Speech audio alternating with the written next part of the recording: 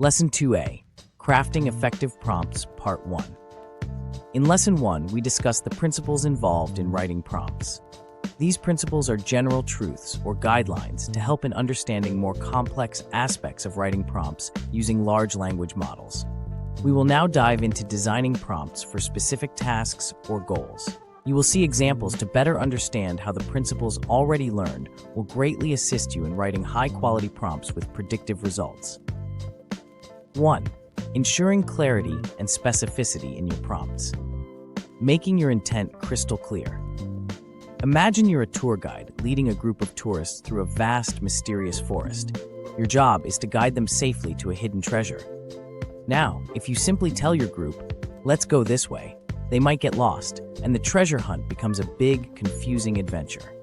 But if you say, "Follow this path, cross the wooden bridge, and look for a big, moss-covered rock on the right," the treasure is hidden under that rock.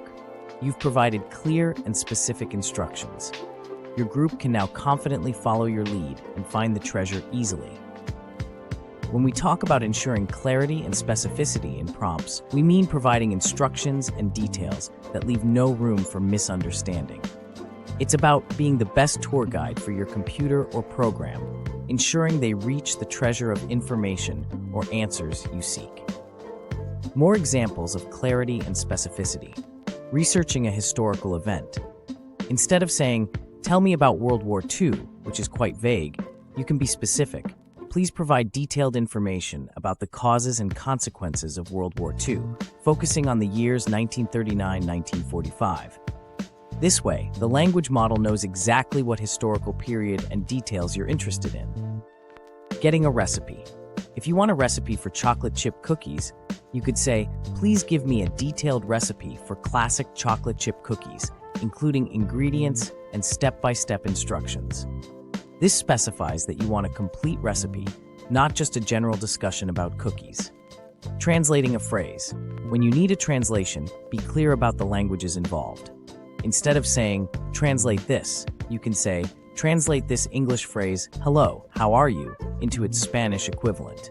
This removes any ambiguity about the source and target languages. Math problem.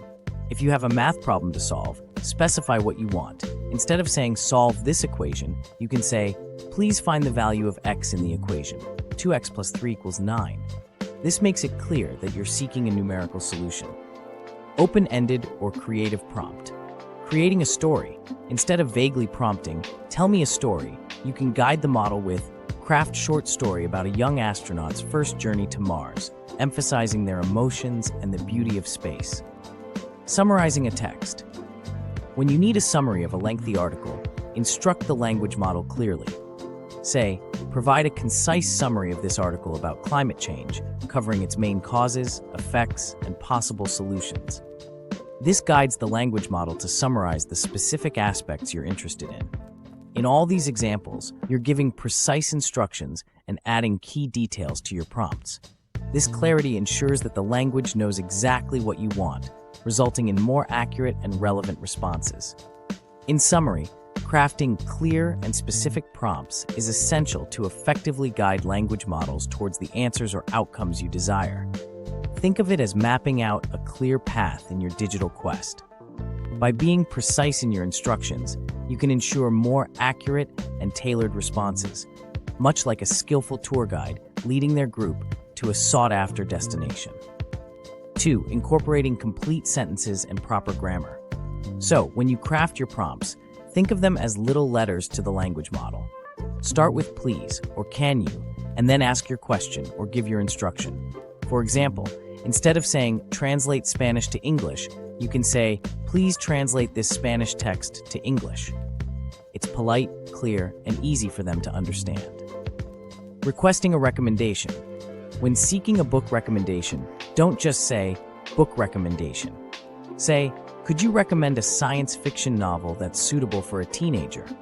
This complete sentence with polite language helps the language model understand your request better. Asking for help with homework. If you need assistance with a math problem, don't simply say, "Math help." Use a complete sentence like, "I need help solving this geometry problem involving triangles and angles." It's clearer and more respectful. Translating a phrase. Instead of saying, "Translate English to French," say, "Please translate the following English sentence into French. I love to read." This complete sentence specifies the languages and the content to be translated. Describing an image. When asking for a description of an image, don't just say "image description." Say, "Can you provide a detailed description of this image showing a sunset over a calm lake with mountains in the background?" This complete sentence guides the language model to give you the information you want. By incorporating complete sentences and proper grammar in your prompts, you're not only being clear and respectful, but you're also helping the language model understand your request more accurately. It's like having a conversation with a friend where you speak clearly and politely to get your message across effectively. So, remember to use proper grammar and complete sentences to enhance your prompt crafting skills. In our next video, Lesson 2B, Crafting Effective Prompts Part 2, you will learn the importance of providing context and relevant background information. You will see examples so you can get a good understanding of how this technique leads to great output. Additionally, you will learn the importance of utilizing instructions and constraints for desired responses. Here, you will learn how to tell the AI model not only what to do, but what not to do as well.